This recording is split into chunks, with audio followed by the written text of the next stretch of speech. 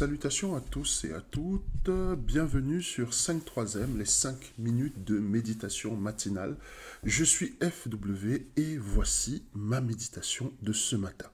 Alors il y a quelques jours, Disney a publié la bande-annonce de La Petite Sirène, un de ses classiques, d'accord, remis au goût du jour. Bon. Remise à jour, oui, mais pas au goût de tous, puisque La Petite Sirène va être jouée par Halle Bailey.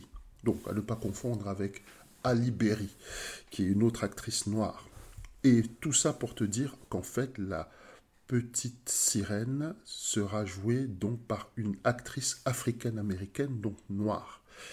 Cette bande-annonce a généré un tollé incroyable sur la toile et même au niveau des médias, au nom de, et je cite, de l'authenticité culturelle et voire historique, puisque La Petite Sirène date de 1837, c'est un conte de Hans Christian Andersen, et donc pour ces ayatollahs, donc du cartoon et de l'anime, La Petite Sirène devrait toujours être blanche.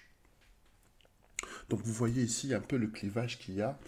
Certains qui estiment qu'on ne doit pas toucher à La Petite Sirène pour des raisons historiques, parce qu'elle a toujours été blanche et qu'elle doit le rester.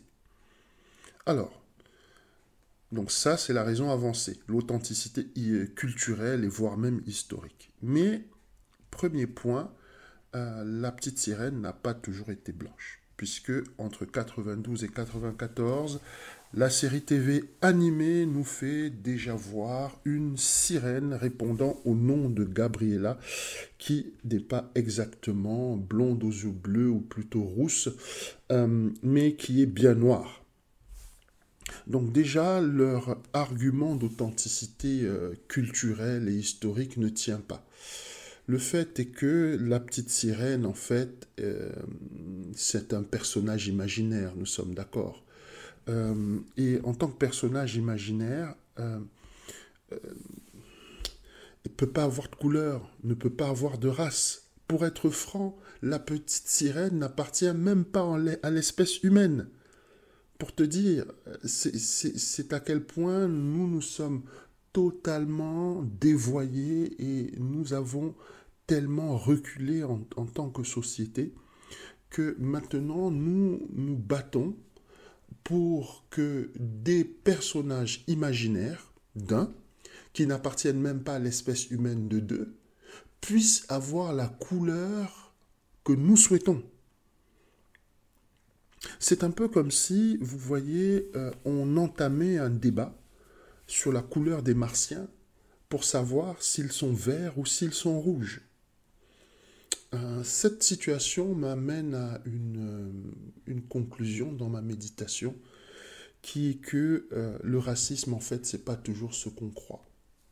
Eh bien, le racisme, pour moi, personnellement, c'est une religion, c'est une idéologie, avec bien sûr ses idéologues, mais c'est aussi un état d'esprit. Un état d'esprit dans lequel on refuse d'admettre que quelqu'un qui ne nous ressemble pas puisse prendre une place qu'on ne lui attribue pas. Certains, dans leur imaginaire, ont construit une petite sirène qui est blanche, et c'est à juste titre, puisque chacun a le droit de la construire de n'importe quelle façon, en fonction de son imagination. Mais le fait que dans ton imaginaire quelque chose soit blanc ne signifie pas forcément que dans l'imaginaire de tous, ça doit le rester. D'autres personnes ont imaginé des sirènes, je pense qu'il y en a qui ont imaginé des sirènes asiatiques et d'autres noires, etc. La sirène n'est pas un être humain, peut donc avoir n'importe quelle couleur. Le racisme pour moi aussi, c'est le refus de changer, de voir que notre couleur n'est pas la mesure de toute chose.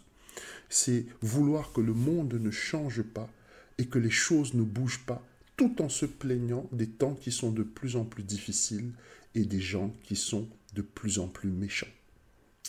Je te souhaite une bonne journée.